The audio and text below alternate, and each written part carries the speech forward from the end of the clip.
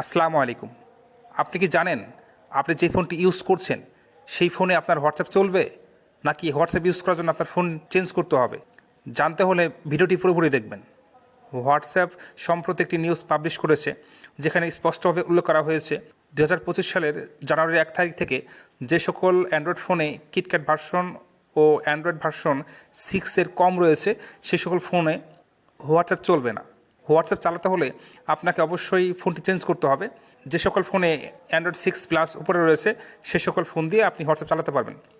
এছাড়াও আরেকটি বিষয় স্পষ্টভাবে উল্লেখ রয়েছে, যে সকল আইফোন 9 থেকে 10 বছর আগে রিলিজ করা হয়েছে সে সকল আইফোনও চেঞ্জ করতে হবে। তবে আইফোন চেঞ্জ করার জন্য 2025 সালের মে মাস পর্যন্ত সময় দেওয়া হবে। ভিডিওটি ভালো লাগলে অবশ্যই একটি লাইক করবেন, চ্যানেলটি সাবস্ক্রাইব করবেন, পাশে থাকা বেল বাটনটি বাজিয়ে দিবেন।